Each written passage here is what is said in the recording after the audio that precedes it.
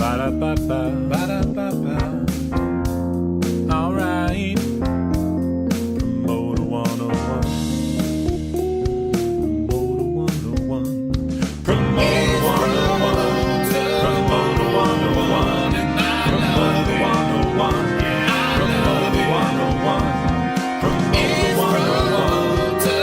101. Promoter 101. Promoter 101. Hey, it's Mary Hilliard-Harrington with Red Light Management. You're listening to Promoter 101. And they're off. Limpity Bisquick, quick out of the gate while Little Miss Nacho has a bit of an awkward start. Jazzy McFadden broke well in second behind Limpity Bisquick. Sticky Pickle in third, followed by Little Miss Nacho in fourth.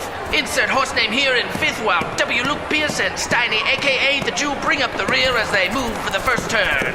Sticky Pickle makes the move on the inside, overtaking both Limpity Bisquick and Jazzy McFadden. Insert horse name here falls back as W. Luke Pierce and Steiny, a.k.a. the Jew, go neck and neck around the outside, leaving Little Miss Nacho in their dust. Sticky Pickle leads the way through the backstretch, Jazzy McFadden trailing by a length and a half. Limpity Bisquick appears to have become disoriented and is now running in the opposite direction on the track, making way for Steiny, a.k.a. the Jew, and W. Luke Pierce, who are deadlocked in a heated battle of will. Steiny, a.k.a. the Jew, gains on W. Luke Pierce.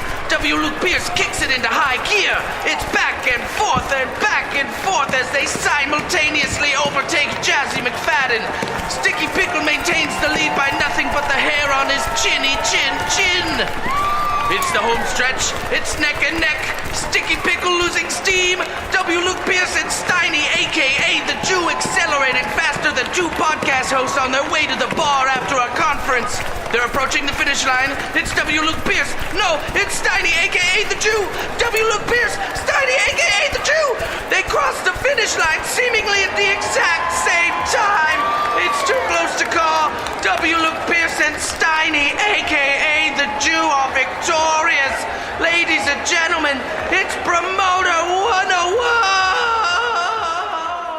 Holy shit, breaking news. We are now on Spotify. All you have to do is search Promoter 101, and you can listen to us anywhere through Spotify. Promoter 101 on Spotify. Just happening. Breaking news. Yes! Welcome, everybody, to episode 92 of the Promoter 101 podcast. I'm Luke Pierce, joined as always my good buddy Dan Steinberg. Hey, man, we got a great show. Talking from Global Touring Concerts West, AEG presents Mark Norman talks about how truly global the touring business has gotten. Plus, we've got TTB, Tedeschi Trucks Band tour manager Skip Richman, talking about life on the road with one of the best live acts in the business right now. When it comes to war stories, there is no better than rocks off Jake Szufnarowski, and he's back for another one, and this one's on the high seas. Plus, Dan is off to Toronto. It's International Association of Venue Managers, that's IAVM Venue Connect conference next week. So Dan will be previewing that with the head of the conference, Greg Wolfe. And the news of the week. Henry Glasscock, a.k.a. Crystal Pistol. Scott Scoville. Darren Lashinsky. David Kells. Ross Schilling. You're listening to Promoter 101. Promoter 101. Promoter 101. Do you want us to visit you? We'll come to you anywhere, particularly if you're a college. We love talking to students. Shoot us a note, an invite. We'll come to your conference, your college campus, your office, your campsite, whatever. We want to hang out with you. Let us know, and we'll bring the podcast live to your beautiful town. And you know what? We're going to be live in person next week, right, Dan? Toronto. Well, at least one of us will be. That's July 24th, Tuesday at IAVM's Venue Connect. It's the promoter agent panel. I believe this is the 237th running of that particular panel. And it's a star-studded lineup. We've got Brian Hill from CAA. APA's Ralph James. That dude's in the Canadian Music Hall of Fame. Jason Zink from Emporium, who's not in the Canadian Music Hall of Fame, nor is Charlie Goldstone from Frank's Productions or Live Nation's Emmanuel Patterson, but it's going to be an awesome show, and we invite y'all to come hang out with us. Well, you know what? These Canadian Music Hall of Fame things get so political, Dan. I can definitely see why Jason Zink didn't make the list, but you know how those things run. If you like anything you're hearing, talk to us, reach out to us at Steiny at promoter101.net. And you can follow Luke at W. Luke Pierce. I am the Jew at Twitter, And the show is Promoter 101 or Promoters 101. Depends how you like it. You can follow us in both places. Follow him. Do it, damn it. And we're thrilled to announce, like we said last week, the Live Nation New York's Jason Miller is the winner of Steiny for a Day. So he's going to be on this podcast as a guest host. Stay tuned. You're listening to Promoter 101. This is Martin Atkins from Public Image, Killing Joke, Ministry, 9 Inch Nails. I got a Grammy, a pig face. Fuck off. If you've missed any of our past podcasts, you're fucking slowing us up. Come on, man. We're all waiting for you. Catch up. This week, it's episode 50. That features Live Nation New York's Jason Miller, the aforementioned winner of the Steiny for a Day podcast. He was on to share his views and his history, plus his current successes, and even does an impression. Plus, we've got the king of weed, the journalist Ricardo Baca, the founder of the cannabis and an industry-leading expert in the legal marijuana industry, talking about the growth of weed in the music business, plus a war story from the St. Louis Fox Theater's Steve Littman. Don't forget to drop us a review, subscribe to the podcast. Remember, it's free, so it costs you like next to nothing except that whole cost of pressing your finger down on the button. Do it. Press it. Hey, everyone. This is Sasha Bombaji, production manager for Barry Manilow, Beck, and a few other greats on Promoter 101.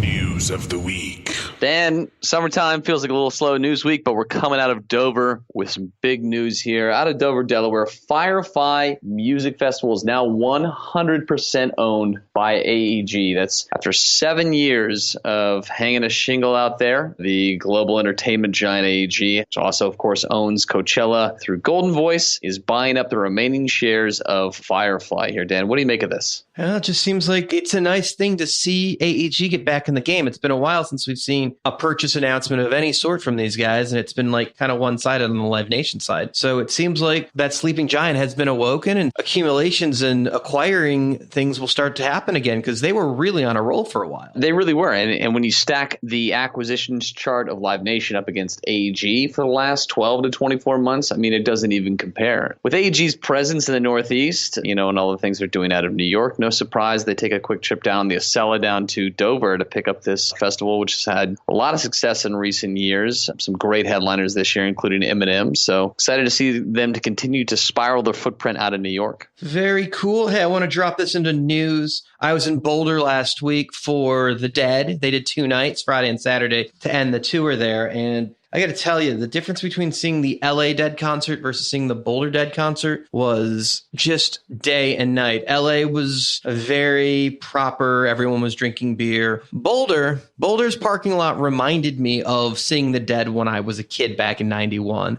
This was a true experience that I hadn't seen since Fairly Well. And I thought that they've replicated that well in Boulder in particular and built something truly, truly fascinating there. It was really cool. So music-wise, the event and the emotion you can create between one city and another is pretty cool. And I think that has a lot to do with the spirit of Boulder versus the LA attitude. And some of that is, got to be captured locally. And I got to imagine from what I heard coming out of Oregon, Eugene had a very similar vibe at Autzen. So I thought that was really cool. And I wanted to pay close attention to it. Both great shows, but vibe wise, it's really about where you're at and how that all comes off. And it really is something that starts with the promoter and the agent and the manager when they're choosing a site of the environment you're putting a show in, especially if it's a festival type of act like that. Pictures look great from last weekend, Dan. The Folsom Field looked absolutely packed out there. Looks like everybody was having a great time. The photos of you and Rick Hansen from Broadway Across America and Jeff White from Eventbrite and Ricky for Reels from ICM out there. Looks like you had quite the time out there. Any stories to share? Plenty of stories. Can't share any of them here. There you go. Let's keep going on in the news of the week. News of the week. Hey,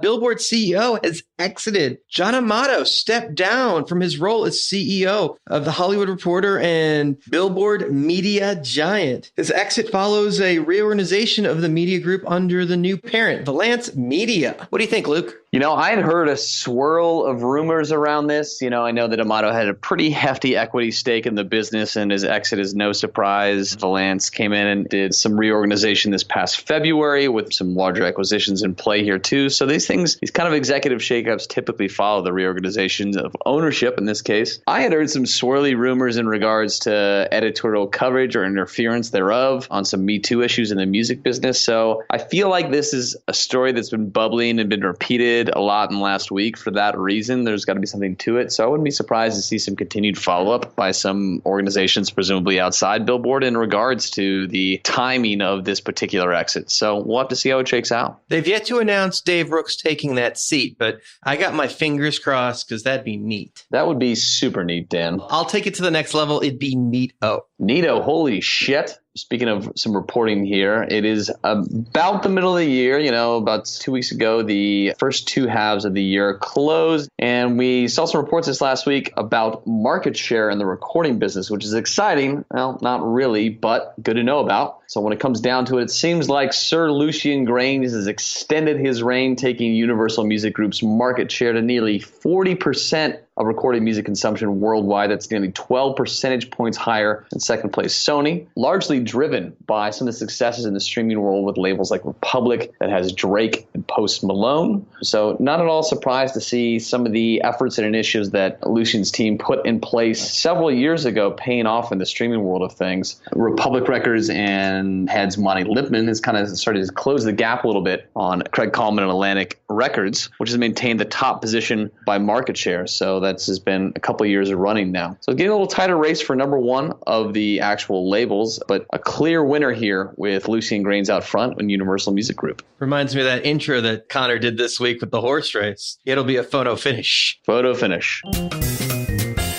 This is Sam Hunt from Paradigm. You're on Promoter 101. Everyone's favorite time of the week. It's the announcement of the Promoter 101 Badass of the Week. This week's Badass of the Week goes to none other than Luke Pierce. Yes, we turn inwards and point the finger at you, Luke. It's not because you don't deserve to be recognized. It's because I forgot to pick a new Badass of the Week. And hey, it's just about time that we gave you a pat on the back. Home Free's doing amazing. You're a great podcast co-host. So you, sir, you are the Badass of the Week. Why, thank you, Dan. I'll certainly take the applause sitting down for sure on this one. I appreciate the thought or lack thereof in this week's Badass of the Week. Congrats goes out to you, Luke Pierce, wherever you happen to be right now. Hi, it's John Meglin from Concerts West, and you're on Promoter 101. Dan, it's time for our featured interview this week. We are joined by Senior Vice President of Global Touring Concerts West. AEG presents Mark Norman. We are at the AEG World Headquarters in Los Angeles, California, hanging out with Mark Norman. How you doing, man? Fantastic. Couldn't be any better. Loving the digs, man. You got the curtains up. It's your whole little oasis. They spoil me rotten here. It's really cool. I love this building. The location's great, and AEG just treats people well. It's great. And you would know because over the years you've had the opportunity to work for all the big boys, House of Blues and Live Nation and Periscope. I ran Periscope for years, which was owned by Donald Tarleton and Michael Cole. Yeah, Deke, two guys that taught me everything in the business, basically Donald and Michael and then Arthur Vogel. And then in 97, I think I moved to Denver for 4 years and worked with Jay Marciano. It was still MCA Concerts then. It was before House of Blues. And then moved back to Toronto and worked for one of the iterations of Michael's company. We eventually sold to Live Nation.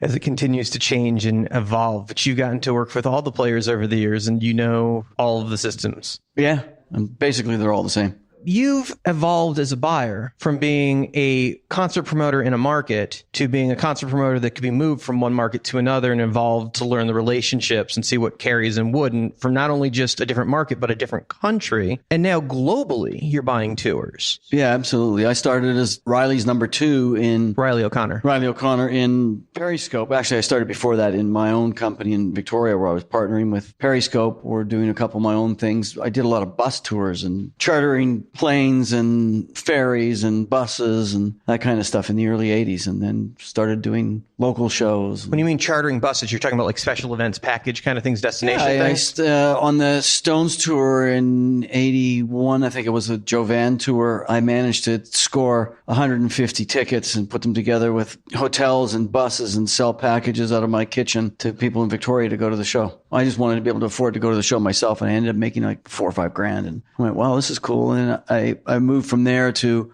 chartering the entire ferry and 26 bus loads, or I'd charter jets so that at the end of a show in Vancouver, we could fly home at night because you couldn't get home from Vancouver at night because of the ferries. They stop at 10 o'clock. So I'd charter Dash 7 jets or turboprops they were, and we'd put a party on at the airport and we'd shuttle people across. The flight's like 20 minutes. Actually, with Riley O'Connor, I went into Riley's office and said, Riley, I can make you a bunch of money. I'll partner this with you. You put up the tickets. If I don't sell, I get to return the tickets, and we'll go out and do this and make a lot of money. But you were creating a different package with it. You guys weren't just reselling tickets. You guys were creating this amazing, different experience that no one else is offering. You put the whole thing together. You couldn't, the whole premise was they were really hot shows, and you couldn't get back to Victoria at night. You'd have to stay in a hotel and all that stuff, take a day or two off work. But I could get you back and get you great seats. The first big one after the Stones was the Jackson tour. I was 23 years old. I got a meeting with the president of the BC Ferry Corporation and sat down and said, I'd like to rent a ferry. And he's like, what? Doesn't seem like an everyday request. No, it had never been done before. And so he told me the price. I went, okay, fine. And I said, I have security, blah, blah, blah. And he let me do it. I think it was like $25,000 we had to guarantee to rent this ferry. So it was a pretty big risk, especially if you extrapolate the time and the day. It was really big. Because what, you'd figure that now, that's what, 80 grand? Yeah. I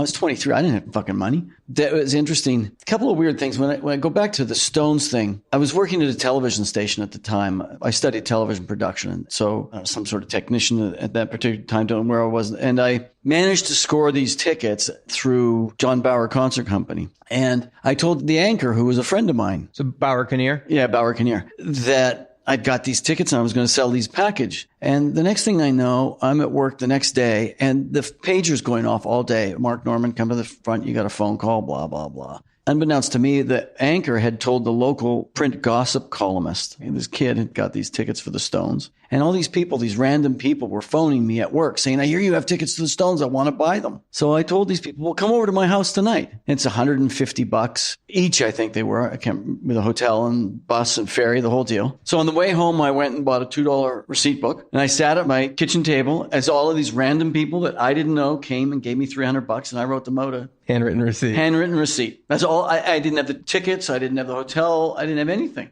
And then I had to go down to Seattle and get it all together. And it all worked out. And that was the start of the company. It was called Magic Bus. Selling futures. Yeah, man. Let's jump ahead a little bit. To go from one market to another is tricky. But to go from one country to another had to be a massive challenge. And on top of that, you were filling the seat of Barry Fay. So you go into a market where maybe the buyer's only the second most famous person in the city next to John Elway when you move in, and you're filling that chair. The pressure of that, not knowing the country or the market and starting over, huge challenge. Massive challenge. Didn't like it at all. How did you mentally gear yourself up for taking that on? Because you had a pretty cush gig that you'd worked yourself into before moving down to the States. You could have stayed there forever and been quite successful for the rest of your life. Yeah. I was like the prince of half of a country in Canada in terms of concert and I guess promoting. What we're skipping, and I should mention, is you wound up going to Periscope before going to the States. Well, we were the biggest promoter by far in Canada, and we probably did 800 to 1,000 shows in every market in Western Canada, everything from clubs to stadiums. I was doing Rolling Stones and Pink Floyd and all of this stuff. And then I decided I needed a change. It's just too easy right now. I need it to be harder. I was actually on a plane flying to do a show in Winnipeg with the Rolling Stones going, fuck, what am I have to do this for? And I just thought to myself, are you fucking crazy? You're going to do a Rolling Stones show and it's not jacking you up? So that was what made me want to change, and I ended up in Denver. It's got to be just an amazingly hard decision to go, yeah, I want to start all over again. Yeah, it's hard on me, but it's hard on the family too. I have a wife and 3 kids following me around. That was really tough, especially going to Denver. We didn't know a soul. I'd never been there. My wife didn't go there for, I think it was end of May. I started in December. She was pregnant, couldn't fly. I mean, I bought a house, I did all this shit. She'd never seen it. We didn't know anybody there. So it was very challenging. Some interesting history. I was promoting club shows in Denver when you came to town. Mm-hmm. Always found Barry and Pam and Bill Bass harder to work with than maybe I thought they should have been, but they were all I really knew. I did a lot with the other independents in the town. Guest presents at that time, Jesse Moriali and Doug Kaufman didn't know me in particular. And the indies all got along, but the majors didn't. And I had started to meet a couple others. Bill Silva I knew in his market, and was always amazed to learn that independents and majors around the country actually had relationships. Oh, yeah. Because even co-promoting shows with Pam and Barry could be a little difficult. But you moved to town and Jason Miller moved to town, and the idea of being civil and being friendly and getting along with your I didn't know you could do that. What I found was really strange was that's what I was used to. I mean, you work with the record company, you work with everybody together. You'd go out to cocktail parties in the industry. Your competitor would be there. You'd probably get drunk together and start laughing and, but that didn't happen in Denver. I mean, it was nasty, fucking nasty culture there. I don't know if it still is, I was not expecting it at all. First of all, the weirdest thing was when I got there, the Denver Post, I think I'd been there a week, and they wanted to interview me. I'm like, what? I'm a fucking promoter. Not only did they interview me, I was on the front page, full color on the Sunday Entertainment. I thought, who gives a shit who the promoter is? Nobody buys a ticket for the fucking promoter, right? Faye was a different thing in Denver. Faye was this big, larger than life character, and everything seemed to be nasty, and I just didn't understand it at all. Didn't like it at all, one bit. Definitely rougher. It was kind of funny because I remember going into the offices from time to time because we rented from their venues and used some of their production and certainly co-promoted. And the way that they would talk to agents was not something I was used to because, and I think this was a product of the 70s and the 60s, that promoters would yell at agents. Agents would yell at promoters. Promoters would yell. Miller was really good at it, actually. And Miller, as calm and cool as he is, man, he has a couple of them. I'd walk in the door and go, who the fuck are you talking to? And we just railing at them. But the agent was doing the same thing. It seems to be more civilized now in general. There are the blow-ups from time to time, but it's so much more fewer and far between. But that seemed to be the rules back in the 60s and 70s. Those big promoters, the Larry Maggots and the Bill Grahams of the world, would certainly tell... Well, they were all bon vivants. They were characters larger than life. I mean, I studied them a lot. Donald was a big character. Michael, not so much. I mean, he is a character, but he didn't... Michael Cole. Yeah, he was more behind the curtain. But Donald was this... If you were in Montreal, walking down the street with Donald, people would be screaming, Donald. So there's a little bit of that Barry Fayness, too. Barry Fayness and the Maggots and all of those kinds of guys were the Don Foxes. They're larger-than-life characters. It's changed now, I think. I actually, when I was promoting in Vancouver and I was running Periscope, I actually had to work at creating a character because I watched these guys. They used it to their advantage. They knew how to control media. Like if you watch Donald or Barry, he get the media to do anything he wanted because he exuded this character, whether he really was or not. I mean, I think in his case he was, but in my case, I had to create that character. I created a characterization of myself so that I could be this wacky, noisy, loud, gregarious person on the radio stations, and they'd want me on so I could talk about my shows. But I actually purposely created the character because I'm not that way unless I'm 3 sheets to the wind, which these days is regular. So, but I even got my wife involved in it. And we do these calls, to the morning shows to talk about, Aerosmith is calling. And, I'd feign that I'd forgotten I was supposed to be on the radio show at 7:00 in the morning. So the radio show would call and she'd hand me the phone in the shower. And I'd make some snide remarks about being naked and come on in here, babe, and be on air and, like this kind of weird shit. But it worked. They wanted you on because it was... The personality. It was content. It was a personality. And made the show announcements exciting. Right, exactly. Okay, so you move your whole family to Denver, and you have to realign what was an independent promotion firm, regardless of who owned it. Barry still ran it, and they promoted shows the way Barry always had. And now you were coming in and running it how a corporation has done things in a much more cleaner and formal way, as everything has to be done and explained, and have to be the fear of everything. It has to be audited. It's not even the fear of having to be audited. It's just do business. Do a business plan that makes sense. Do a settle that makes sense, and account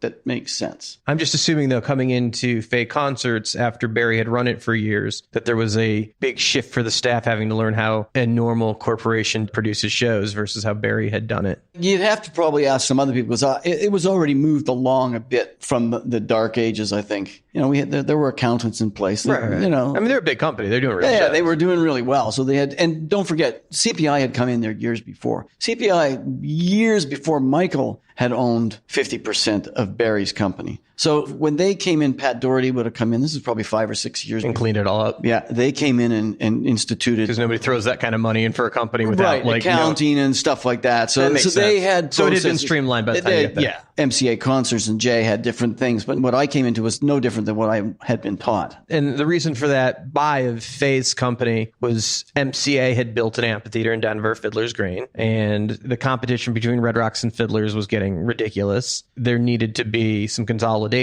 to put the show in the right venue. Yeah, I can't recall, but I think that MCA had owned Barry for a while before I got there, and then he retired, but I can't remember. Right. Fiddlers and Barry's team were all united by the time you came to Denver. Yeah. I mean, Denver within itself could be 17 episodes of what the hell happened to that market. Yeah. What's amazing me to this day, I am amazed at the amount of music that is performed in that city. I was talking to Don Strasberg the other day about Coachella, and I think he's booked 120 20 or 25 dates at Red Rocks. It's amazing when you're competing with yourself for the dollars. The other guys have probably got 30 or 40, plus fiddlers, plus all the other clubs and theaters. It's phenomenal how much. There's a lot of volume running through that market. And it all things seems shows to do just well. sell better there too. Yeah. It's a great music market, really great radio market, really great music market. You left Denver and you changed your game plan. Michael Cole was starting this company. I forgot the initials of that one. I think it was TNA, The Next Adventure. And he called and said, I'm starting this new company. Come and talk to me if you're interested in coming to Toronto. Of course, my wife wanted to move back to Canada. So I went up there, and the first thing I did was he had invested $4 million in a EDM company. Electronic dance. I didn't even know what the fuck EDM was.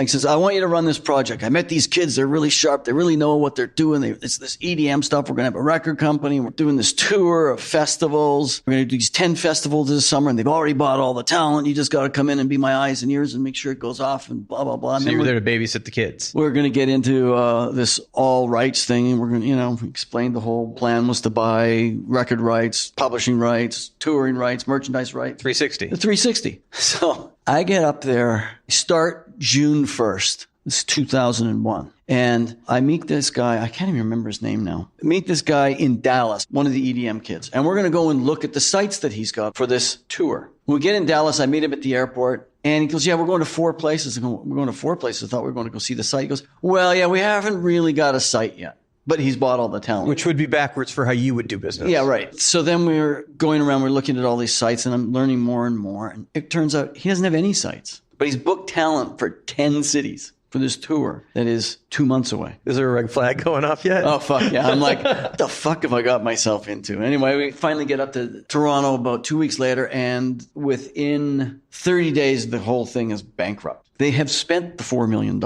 They have sold a total of 1,000 tickets once they finally figure out what they haven't a clue what they're doing. I just get in and go, Michael, your guys didn't look at any of this shit and gave them all the money. They spent it. It's gone. My recommendation is to you, take your loss, because we've sold like 1,000 tickets 2 weeks before the first show. We rolled it up, shut the door. That was my start. And then we went on from there, and we did Rolling Stones tours and Who tours and Barbra Streisand tours. Not a bad thing to Genesis. fall back on. Yeah, I mean, we started all the whole 360 deals with U2 and Madonna and Shakira and Nickelback, all of that. That all started out of that company. So let's go back a second. Was Michael just too early in the EDM space, or did he partner with the wrong people? Or a mixture of both? Mixture of both. First of all the people that are around Michael, myself, Steve Howard, and this is really interesting that Steve's now the COO of Electric Daisy Carnival, and Jerry Barrett. None of us knew a thing about EDM. It wasn't our scene. We were way too old. You guys were rock stadium anthem guys. Yeah, exactly. He didn't know, but he knew enough he could see the vision, but it was too early. Because it was 10 years later that it started exploding here. Because these shows were still in warehouses for the most part. They were still in the warehouse, and we were trying to take them out of the warehouse at the time and put these big festivals that are all over the country now. It was just early. Okay, so it was too early, and these guys might not have been the right guys. Right. And we didn't know what we were doing. That falls apart, and yet Michael still has the rock division, and you're still doing stadium shows around the world. Yeah, I ended up being the president of his global touring division. We did a big run, and then we rolled it all up and sold it to Live Nation in 2 different tranches. By the end of the second sale of the second half, he ended up being chairman of the board of Live Nation. Not a bad gig. Yeah, he was the largest single shareholder. So Live Nation moved you to America. You came to LA, and you were there for quite a while. Yep. And then you came across town over here to AEG, doing essentially the same thing, global touring. Yep. I'm doing global touring with John Meglin and Paul Gongaware. New guys in the business. Yeah, right? Amazing, brilliant touring concept minds. All guys that were at Live Nation, and it's kind of funny. I like to look at AEG and Live Nation kind of like WWF and NWA back in the wrestling days, because there was a moment where all the guys that were at WWF wound up at the NWA, and they wound up creating the more competitive, versatile company. Because you had the guys that knew how to do the business, but knew what they didn't like about how it was being run at the other place. And they created a company built on that. It seems like that's what AEG was at first. You know, when I've come here, I've just noticed it's a totally different culture here. Live Nation's it's a great company, obviously. They're very, very successful. They're a tough competitor. This company here It just seems to be just a lot more collaborative internally. People work together on projects and there's a lot less internal competition. And I think that translates into their relationship with the artists. Well, that seems to be a big part of your job now, because when you used to buy a date when you started promoting shows, you had one date. Now you're buying the tour, and you are completely interactive with the management team and the agents to route the tour, to pick the venues, and to interact with all of the local offices to make the tour come off. So the collaboration must be the entire part of it. You're the hub for the artist for the whole promotion side of the company. Yeah, and that's really where I came from. And most of the people in our organization, we came from that, doing business in Canada. I was never buying one date. I was buying 8, 10, 12, go up to all of Western Canada to buy the whole thing. So you would be working very tight with the record company, with all the radio stations, with the radio networks, anybody that you worked locally on all the venues and stuff. So collaborative that way. We'll come back to this for a second, but I got to ask, since we are talking about Canada, is there a reason all the Canadians are running our fucking industry? Well, we all came from being big risk takers. Not that Americans aren't risk takers, but we also covered the whole country. That's what we did. We had these relationships. Whereas when I went to Denver, what I realized was you weren't very close with the record company if you were just doing a date in Denver. You weren't that close with the manager. Right, maybe the rep would fly out the day of the show and maybe they do a small buy. Yeah, or maybe they would, or maybe they wouldn't. And the agent, you dealt with the agent on the date, but you weren't part of the strategy for the artist. You weren't involved with it before the artist was releasing the record or during the writing recording process. So you're out of the loop. You're out of the loop. I mean, all those strategies and stuff are done. In Canada, it was different. If Blue Rodeo or the Tragically Hip were in the recording studio, we were already meeting with managers and agents and record companies so that we would know what the marketing strategies were, what the release strategies were, and you were part of the team that was at the table. I'm working with a band in Canada now that I'm working on that level. It's a really baby band. Great band, by the way. Who's the band? The Glorious Sons. They're fantastic. Yeah, I love these guys. So anyway, but the same kind of thing. They asked me to come on board, and I'm just part of the whole thing. That's really what happened with the Canadians, guys. Jerry Barrett and Arthur Fogel, Norman Perry, Riley O'Connor, Paul Hagenson. They all started that way. If you look across the business, though, on both sides, agencies, promoters, guys stand above the industry as far as leaders. It's amazing. Certainly by capita, kicking the world's ass. It is quite phenomenal. Well, you've been up there to the music conferences several times. You know what the community's like. It's a music community. It's really tight. Big enough, but small enough, too, that you can work together. And we've talked about the 30% rule up there, and I don't care about that so much, but it does seem like the government itself is more supportive of the arts. Yeah, well, we go to the 30% rule of the CanCon. That was put in place so that they could create an industry and an infrastructure, not just for the artists, for managers, record producers, label guys, marketing people. They knew that you had to have a structure there. So all of those people had a chance to work with an artist and figure out what worked and what didn't work. Factor grants and video factor grants. And, there's money for bands to make videos and songs and things like that. It really helps. People argue, oh, yeah, you're a big hit in Canada because you got CanCon. Part of it's true, but there's all of the support stuff that went along with it. Right, but the cream still rises to the top. Yeah, sure. I mean, well, we're talking about people on the business side of it. Look at the artists around the world. Justin Bieber, Drake, The Weeknd, Daniel Caesar, that are current and major artists. These are all Canadians. They grow. There's some talent up there. Yeah, and Rush. Rush. Started early. And amazingly, Bryan Adams is still an arena and stadium act around the world. You had Loverboy, you had Bachman Turner Overdrive. Is Bublé Canadian? He is, right? Yeah, Michael Bublé's Canadian. He's Celine Dion. You guys are a global company and you're routing global tours. Mm-hmm. You have to make these bets when you're buying pop stars like a Justin Bieber or a Pink, what have you, whether it's yours or theirs, it doesn't matter. You're making these bets on a 2 or 3 year album cycle, and you're talking about $100 million deals in some cases, very often now. But to know what an album is going to do before it comes out and guess 3 years down the road and bet on full sellout arena or stadium dates, these are huge, massive risks. The amount of research and build that has to go into that is epic. I mean, you can really change the future of a company's business by being off in one direction or the other on those decisions. What's amazing is how little either company misses, how few of these that we miss. That's what's amazing. There are things that you can look at and project fairly well into the future. I think it's getting harder and harder and more risky now because we're fighting at a much earlier time period in these artists' careers for global rights. We're fighting over global rights sometimes when people are still in clubs. That is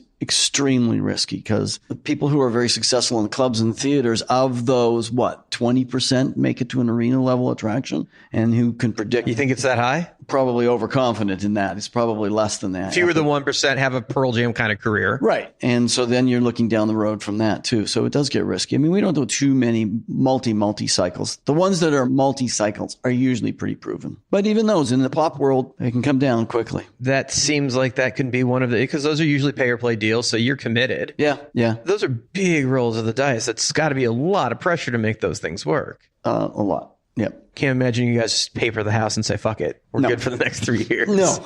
And you go out and cover a lot of these things internationally. I mean, you were out with Beaver for a very long time last year. Yeah, I was probably on the road for 10 months of the last 14 that we were touring, something like that. Yeah. I don't really have a lot to do while I'm out on the road that's to do with that tour. So it's just like, okay, my office is in Dubai today. Tomorrow, my office is in Mumbai for 2 or 3 days. So you stay connected with your business and you're just on point on that business, doing relationships and stuff like that. Not a bad way to live. I guess you can evolve the system to get used to that and deal with the time change. Email, make it so it's an email and not a phone call because you're on the other side of the planet. Yeah, you work time zones. LA is actually a really good place to work time zones because you can get up and start 6 a.m. or whatever, and you start with Europe and you work your way through. And then by 8 o'clock at night, the Australians and the Chinese, you can deal with them. You just follow the time zones. You move with the sun. Yeah, right? This is a 16-hour day, 18-hour day you just described. And that's not every day, but, you take your breaks. Okay, and when you're going after a global tour, you get them or you don't. So I imagine you have more than 1 or 2 that you're working on simultaneously because you don't know what's going to pan out. Oh, yeah. The deal flow, you probably got 7 or 8 that you're working on at any time, and few of those come through. They all come through. But yeah, you'd be fucked. Test the system. We're not a super volume operation here. I mean, there's 7 or 8 of us here. We only have a few clients. They're really good clients, and we spend a lot of time on each client. So we're not looking for 30 tours. We can't do 30 tours.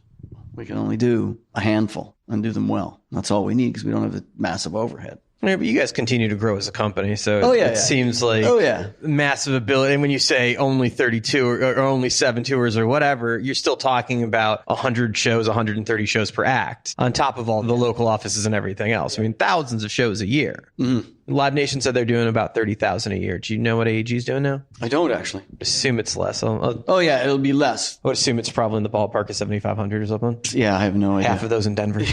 Right? What's the future for the global touring business in your mind?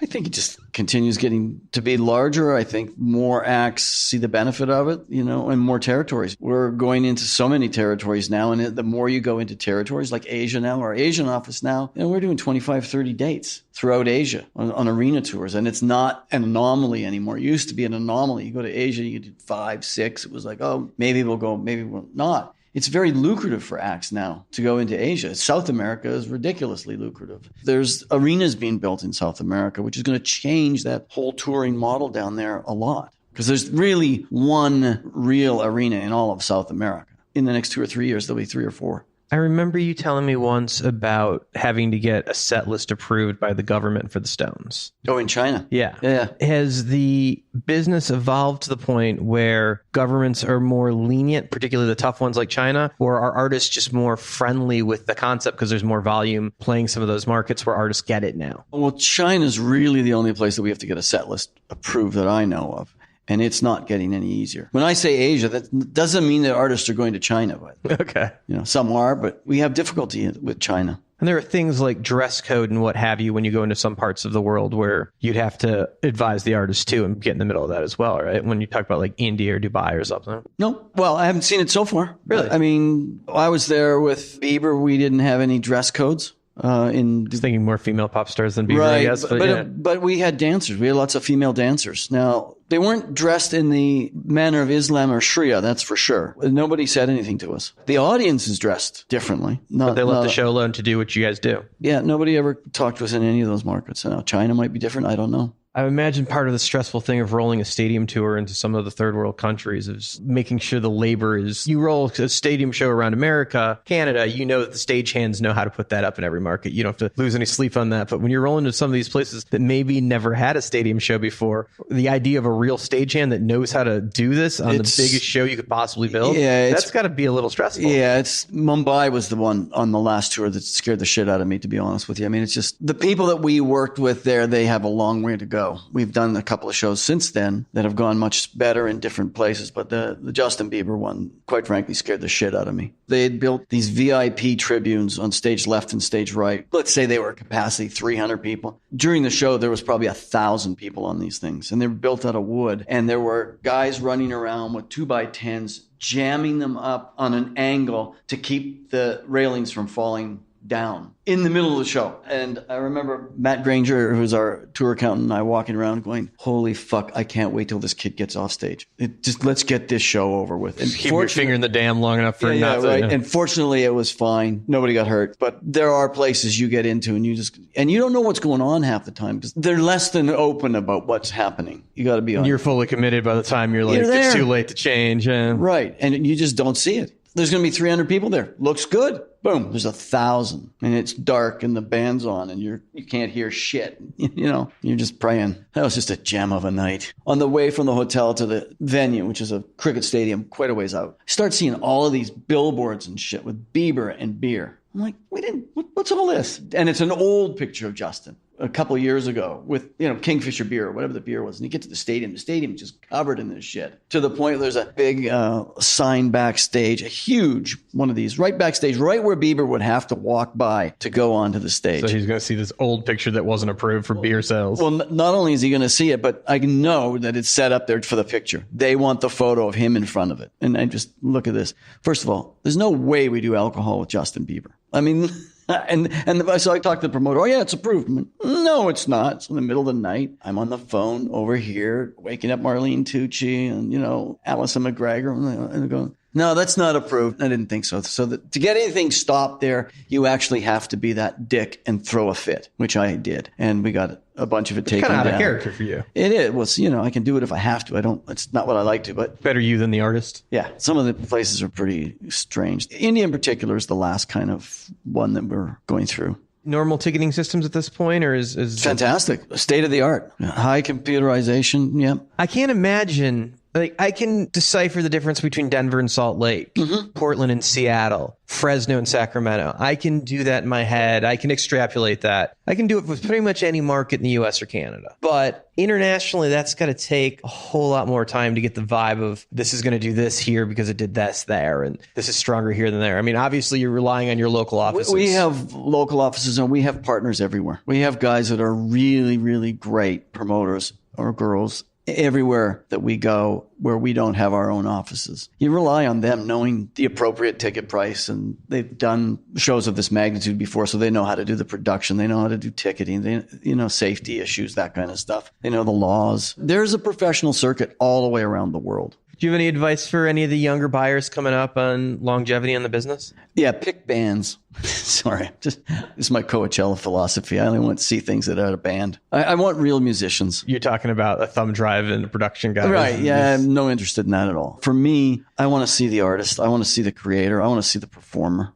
I don't want to see somebody up there. There's that funny, I don't know if you've seen this, funny video. One of the EDM artists, and it's, I have a button. This is German. I have this big button. It's one of these stadium guys, right? And it's a mock thing. Press start? Yeah. My show. Yeah. I have a button. Want to see me push the button? What is the best show you've ever been involved with as far as production and vibe? Tom Waits' Paramount Theater. Really? Best one. The show that made your wall. Yep. Miller and I were there. It was great. It's a great picture. It always comes back to Stuart Ross. I guess, yeah. I'm a huge Tom Waits fan. So it's not the biggest production in the world, but for me personally, I loved it. Some of the Stones shows, The Who, I'm a huge Who fan. Tragically Hip. Some of the nights with the Tragically Hip were epic for me. Absolutely epic. Midnight Oil. There's a ton of them. I've seen a lot of shows. You still see a bunch, right? You actually watch the shows. Yeah, I watch shows. I don't go out to as many as I used to. One of the best shows that I saw last year was going back to the Glorious Sons. They played an arena in their hometown in Kingston. They hadn't played any arenas, and they headlined this thing. Sold it out in an hour. Sold it out to the rafters. And there's a little little concerned. I'd seen them in clubs. This band is Rock's Club. I mean, they're a 5-piece rock band. So you were wondering if they could handle an arena? Exactly. 2-hour show. They absolutely held that audience in their hand, and the audience rocked along with them. It was great. And that's the kind of shit that I like. It's been a fear for me with acts that blow up too quickly. In the Malcolm Gladwell sense of, 10,000 hours. If you don't have the experience, you can't handle it. The people in the first 10 rows or in the pit are going to be happy no matter what. They're that close. But getting to the guy in the rafters and making sure he leaves happy, keeping him as a fan,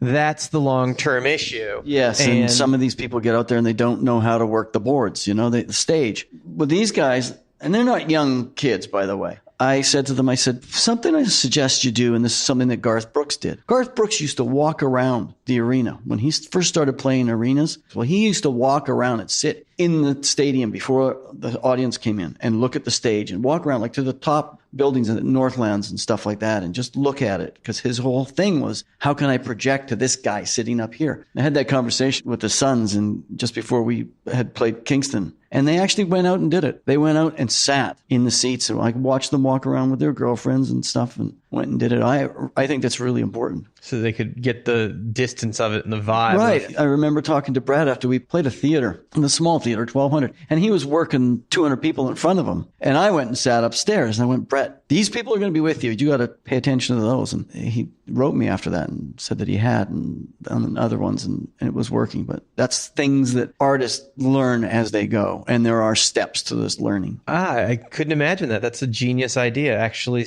get a vibe of how far back that cheap seat is. Right. And the other thing is, too, I don't think people should be playing these huge rooms if they don't have the repertoire. If they've only got one record, but it's a great record. We've had those. They come out with this huge song on it, and all of a sudden, we're seeing them in arenas with one record. It's like you need 2 or 3 records where you've got some repertoire to play. It's hard to get those bands that write those amazing first albums that everybody wants to see. Right, like the Spin Doctors, classic example, right? I don't know if you remember them, but they rocketed up. 2-hit wonder. Right? Gone.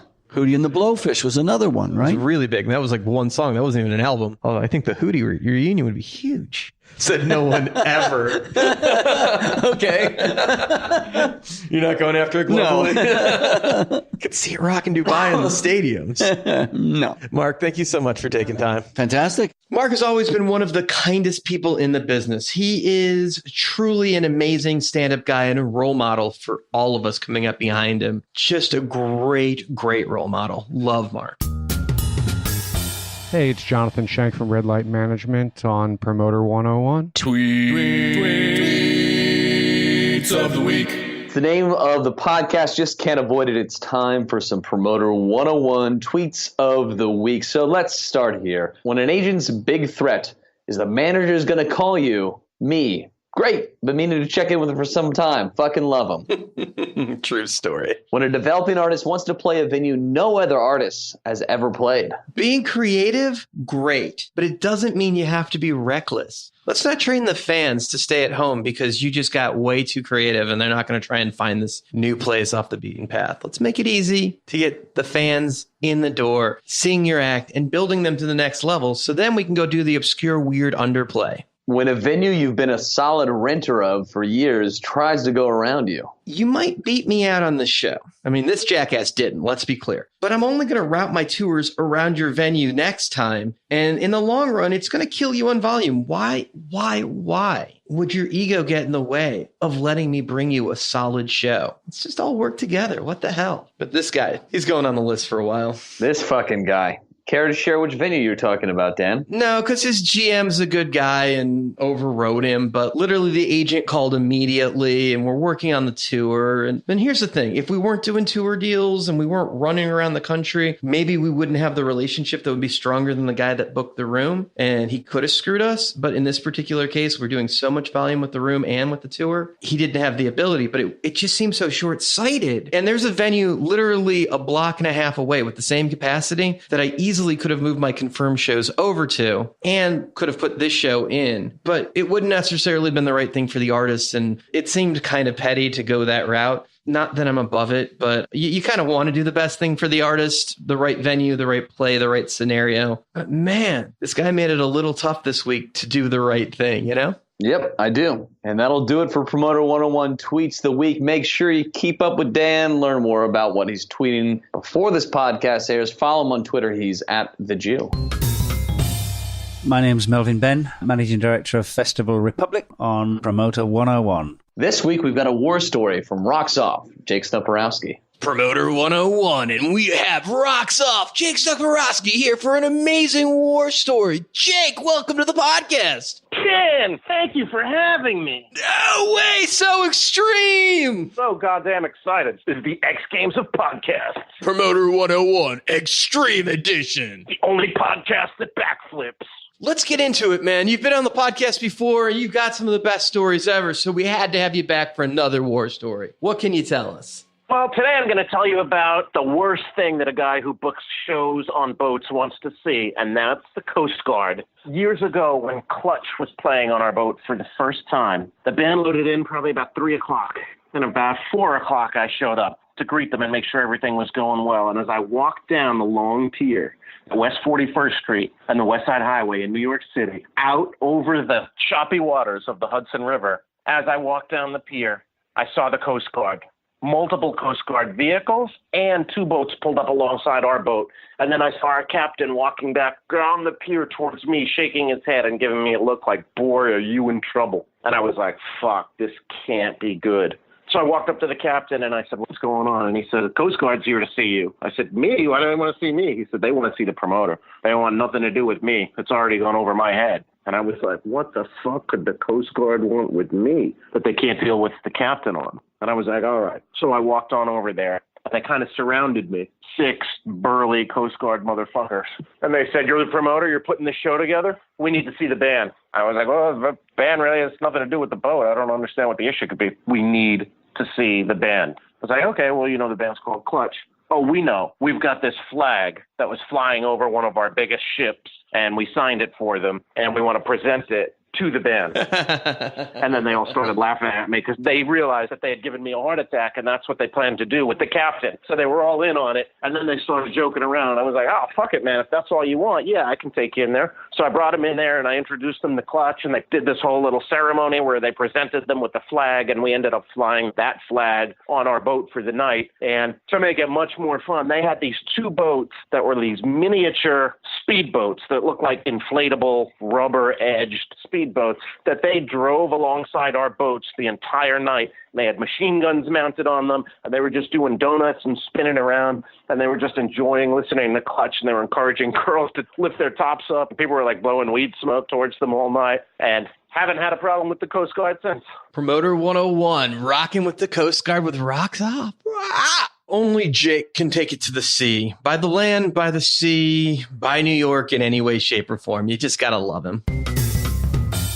Hello, this is Larry Butler, and I'm on Promoter 101. We've got an excellent special segment here for everybody this week. Next week begins IAVM. That's the International Association of Venue Managers with their Venue Connect Conference. And we've got a preview of all the happenings in Toronto with IAVM's big kahuna, Greg Wolfe. Welcome to the podcast. Thanks, Dan. You got to tell us about this thing. It's like Polestar, Billboard, all built into one for venue managers, right? Yeah, so we're very excited. We'll be in Toronto this year with all of our sectors, including amphitheaters and fairgrounds and arenas and stadiums and performing arts centers. And we're just trying to create an atmosphere where individuals can learn, can network, learn about the industry. We can talk about the issues affecting the industry. And also it happens to be in Welby, Toronto, one of the friendliest places in the world. We love Canada. It's where the bear runs frothier. And larger. You talk to the performing arts people about selling 32-ounce Molson, their eyes will glow. So, yes, we definitely love being in Toronto. What are some of the highlights we got to look forward to? Well, we got a lot of stuff. We have our trade show. We have our hands-on boot camps for all sectors, sessions on leadership, diversity, women leadership, operations, marketing, ticket sales, the gamut that all of our venues need to learn about. It's amazing that the industry finally realizes that we have women in it and they're acknowledging it. It's long overdue. No, I completely agree. It's a high time that this industry is catching up with the rest of the world in terms of diversity and representation. We're very happy to have at least 5 sessions on diversity, inclusiveness, and leadership. The president of the WNBA, Lisa Borders,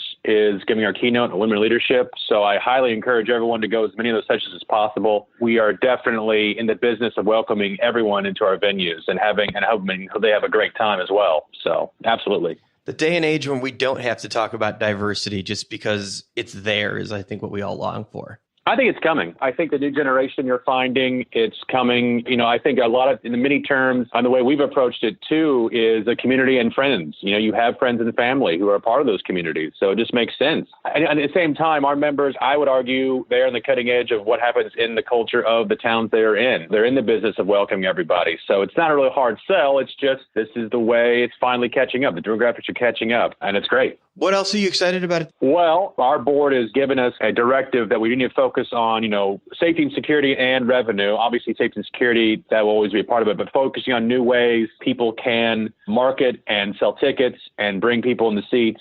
So we're always trying to focus on new ways of sharing good information on how to bring more revenue to venues. I think our members benefit greatly from crowdsourcing solutions. So our town halls are an excellent way of hearing how your colleagues are making money, how they're marketing. The nice thing I think also about our membership is it's the same art form, just on different scales. So an individual who runs a small performing arts center can relate to a person at a large stadium because the nuts and bolts of putting on events is pretty similar. It's just about scaling up and scaling down. So I think that also, that camaraderie, that collegiateness is contagious. Also, there are a group of people who have the same stresses. They all work really long hours. They have to deal with VIPs who want certain things a certain way. At the same time, they have to be conscious of security. And so when they get together, it's a very good, positive environment for them because they get to talk to people who deal with the same problems they deal with.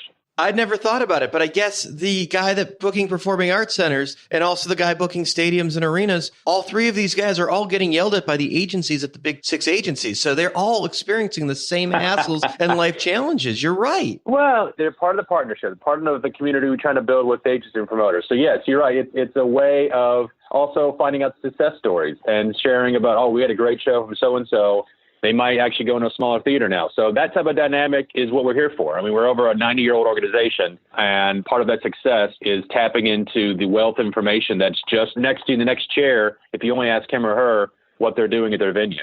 Well, it's always a highlight for me, and I'm excited that we're speaking as well. There's a promoter agent panel that you guys do annually, and me and Jason are coming in with a cast of some really interesting people. We've got Ralph James, we've got Brian Hill, we've got Charlie Goldstone, and Emmanuel Patterson. This is going to be a really good time. I'm looking forward to that. Absolutely. And your session's always the most popular. Again, it hits the right to what our venues are about, bringing in people. And again, part of it also is just networking with the people on stage. So we're looking forward to your session. It's always a hit. On a personal level, I'm glad to see you again. It's been a while since we have seen you walking the halls of our conference, so really glad to see you on that level as well. And then your focus and also trying to bring in some Canadian agents, I think, is much appreciated as well. Well, they're just a really good hang to be with. But this year, we're taking a little bit different grasp on this panel. We've asked the venue managers around the country, what are the topics they want the managers and agents and promoters to address while we're all in a room together. So this year, instead of writing questions of what I think people want to hear, I've got the questions that venue managers told me they want the answers to. So I'm really excited about that because they took a different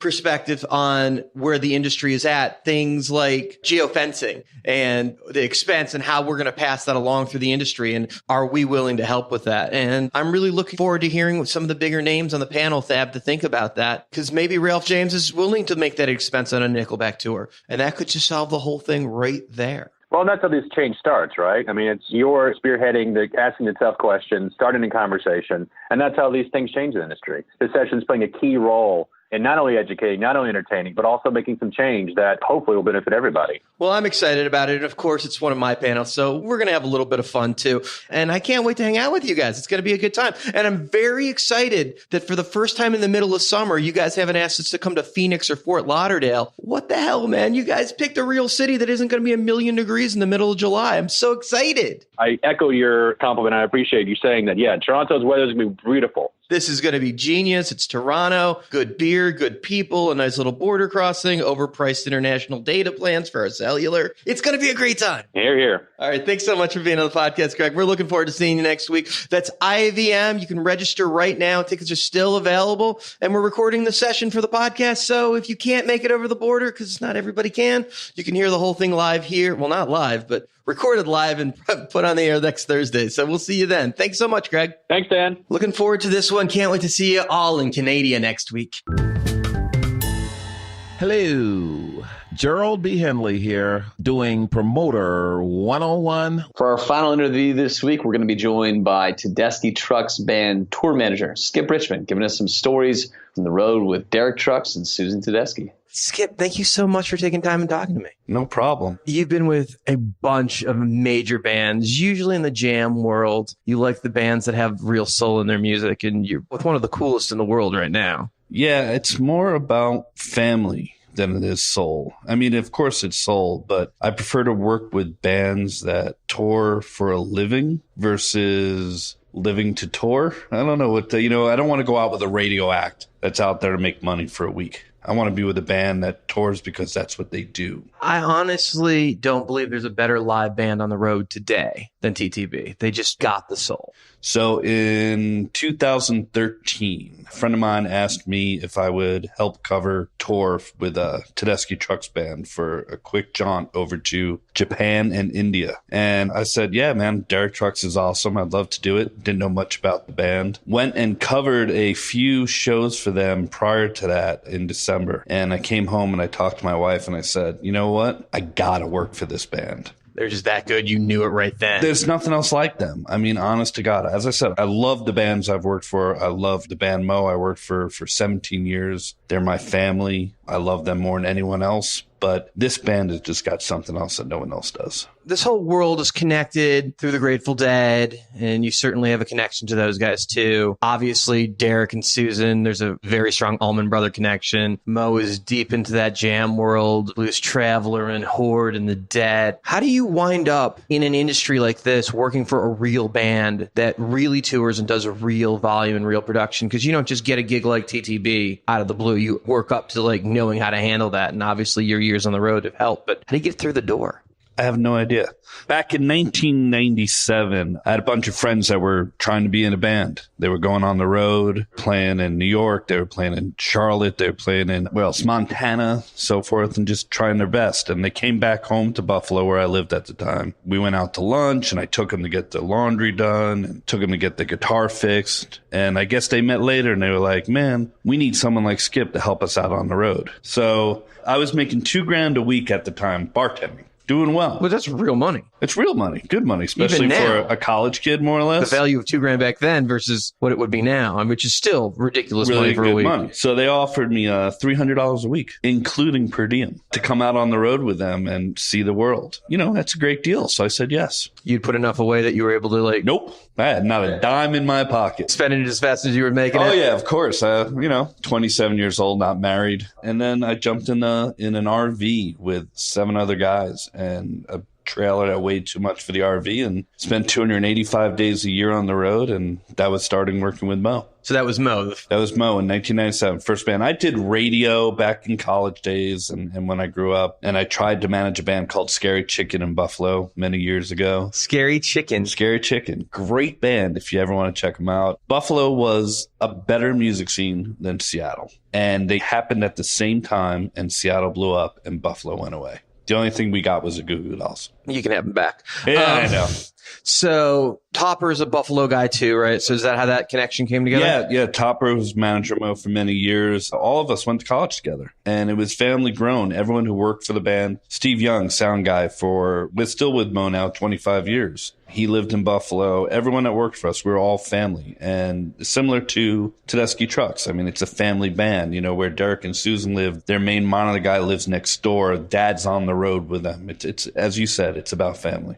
I've had the pleasure of working with Derek since it was the Derek Trucks band, and we've seen this band develop into something amazing over the years as he's continued to become a great musician throughout the years. You guys have assembled this band on the road that is incredible. The layer of musicianship that you guys carry. Every one of these guys could be out with their own band doing some jazz trio feature things and packing rooms, as they're all masters. It's all about leadership. Derek and Susan, having the two of them as your, I guess you could say, bosses, they are never good enough. They need to be better. They're constantly practicing and learning and trying to be better, which makes everyone who works for them, whether you're selling merch, tour managing, or playing the saxophone, want to be better. You just have to, and you have to work that hard. And they all do their side projects. But really, come to a Tedeschi truck show, watch on stage, watch someone solo, and watch what all the other band members are doing. They're all watching that person, and they have smiles on their faces. They're not like, oh, well, he's going, I'm not going to do anything. No, they're all so impressed with each other. They make each other better, and that's what's great about this band. Let's talk about your gig. The responsibilities of a road manager, I find many people find are different. Some of them are more active. Some of them are more laid back. I find that you are very hands-on in all details and facets. To you, what is your gig? About 15 years ago, I had a college student call me up and ask me if they could interview me and have me go through my day of what I do on a daily basis. And they asked me to type it out. So I started, and after the first 2 hours, I called them up and I said, I can't do this. And they're like, why? I'm like, because I don't want to admit to what I do.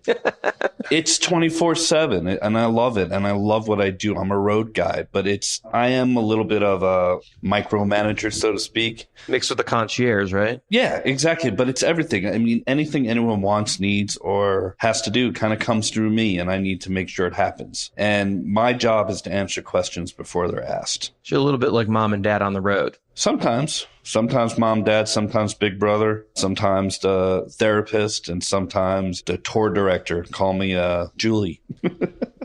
Love Boat, come on. Yeah. Boat, come on. Like, all right.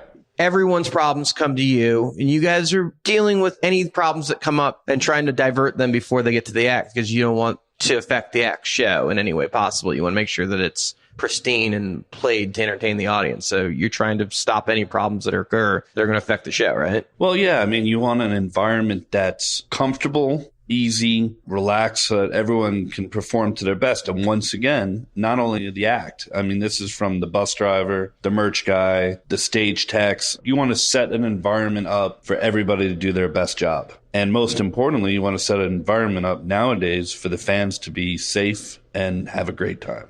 And part of your job is also settling. You play tour accountant for this particular act when you're on the road. Is this something that you have to have an education and understanding at this level, or is that something you just learn by doing? Well, I've been doing it this is my 21st year on the road. When I first started, I had no clue what I was doing. I still am learning new stuff every day when it comes to settling. The deals have gotten easier because of computers, and there's a lot more versus deals nowadays, which make things easier. Maybe for you. Yeah, sometimes I don't even see expenses anymore, and it's just like, all right, I'll just take the money. But I would say every time I settle a show, I pick up something new and I go, I've never seen that before. Just recently, I just got a union bill that had travel expense on it for each guy. Now, 21 years, I've never had to pay for a union guy to have to get to work. And this show wanted me to pay their union guys to get to work. I've never heard of that. No, neither have I. I'm like, you're not paying me to get to work, but it's the way they do it. I'm not going to say where it is. I don't even remember, to tell you the truth, but it was the first time I've seen it. So I'm always learning stuff new. I'm always trying to make it easier for myself, building programs on a computer to do it, etc. So are there venues or promoters or sound companies that you're playing a market, and immediately you see a name and you're like, okay, this is going to be the challenge with them, or okay, this is going to be an easy day with them? Every time. Emporium. Oh, not one of those shows. We make life hard for you, do we? You know, let's put it this way. There's a certain name that if I see on a promoter's side, I'm not that worried about things. And when I'm working with a smaller individual company like Emporium, I'm more concerned. I want to make sure I'm not wasting. I want to be a little tighter on my end. I want to make So you're watching out for us. I am. In a way, I am. You know, everybody wants to make money. I'm totally a believer in karma. And in the old days when I used to do merchandise, people would be like, don't tell them you're counting in as much as you are. And don't give them the full percentage that the venue's asking for. Hide a little, steal a little. I'm like, why? I mean, you're charging $25 for a T-shirt that cost you $4 so everyone makes a little money on it. Be honest with it. And I feel the same way about a show. I think everyone should be honest with the money that's being made. You shouldn't just order 5 fried chickens and white toast because the Blues Brothers used to. I have noticed on the rare occasion that we're in a facility that isn't doing amazing over the years, I can call you and say, things aren't great. Whatever you can do would be great, but we'll do everything you need us to do. But anything that you've got a little room on. And I've always noticed that you've taken note to that. You're quick to be like, okay, well, the bus is stocked from the night before. Maybe we don't need this or that or whatever. But we watch for you, and you're really good about not wasting. I am. And one of the discussions we've had in the past pass too, though, is comfort. So you don't want to waste, but you also don't want to chintz, because the artist doesn't see the settlement check. They see catering, they see the comfort of the rooms, and they see the crowd, and that's what's important to them. So as long as I can make the environment comfortable for everybody and still save money, I will. And that's the most important thing for me. Any advice for somebody getting into the business for long-term vision of the best way to keep a good reputation and build up, whether you're a promoter or trying to be a production manager or even an artist?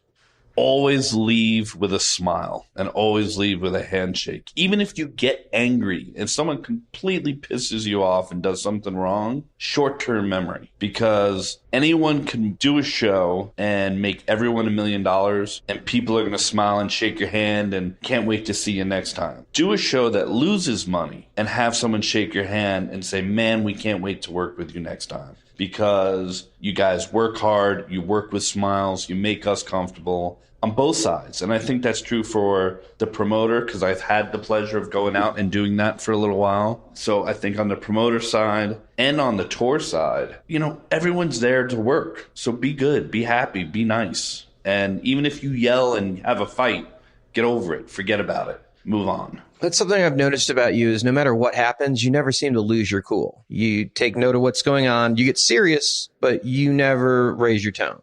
I'm a dad, and that's when my life changed. Figure out what's important in life. Once you have a child or a family, if you're a good parent, I guess, you realize there are certain things that are really important in life. And not having cheese on your hamburgers isn't that important.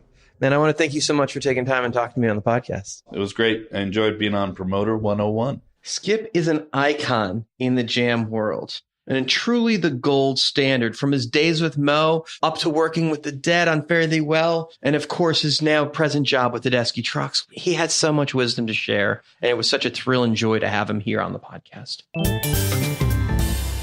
Hey, I'm Ross Schilling of Vector Management, and I'm on Promoter 101. Got some well-wishing to do this week, Dan. We got some birthdays coming up, week of July 20th to the 26th. These birthdays never seem to stop, Luke. They just keep fucking coming. People just keep getting older. Every fucking year they happen. It's amazing. It's like, didn't we just celebrate these people's birthdays last year this time? Fuck, man. Anyway, hey, Friday the 20th, Dick Rosati, happy fucking birthday, man. Saturday, wishing happy birthday to John Reese, Paradigm's Jason Kupperman, David Klein, John Schultz, and Eric Newsom. Fucking Cup, happy birthday, brother. Sunday, Danny Sachs, Whitney Bond, Larry Cousin, and Jake Schneider. Monday, wishing a happy birthday to Bob Davis. Tuesday, the 24th, Tom Hopper. On Wednesday, wishing happy birthday to Dave Chancio, Kyle Day, Messina Touring Group's Louis Messina, Howard Leibs, Dan Rankin, and Mark Dottori. Hey, the 26th, that's Thursday, Michael Marion, David Kells, and Doug Kaufman. We're going to wish y'all a happy birthday from the gang here, Promoter 101.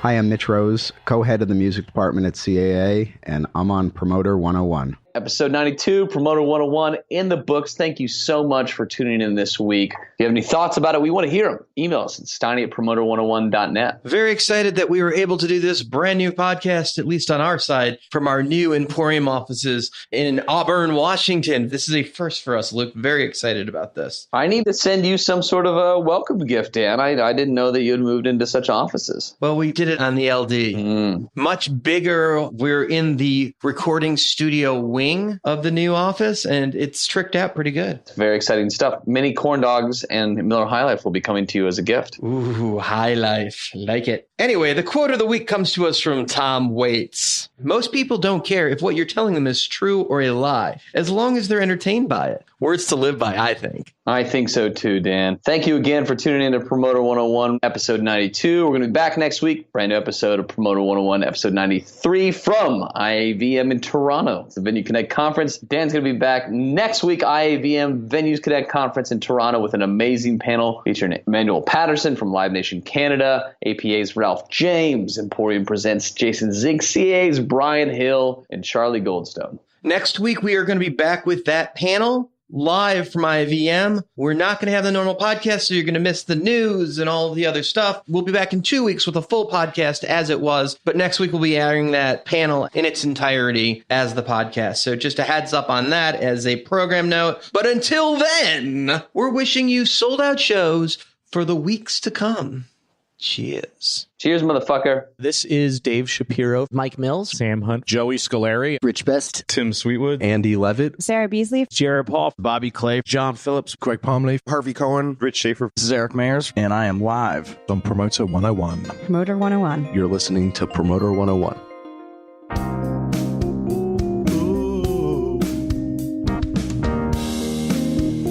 Ba-da-ba-ba.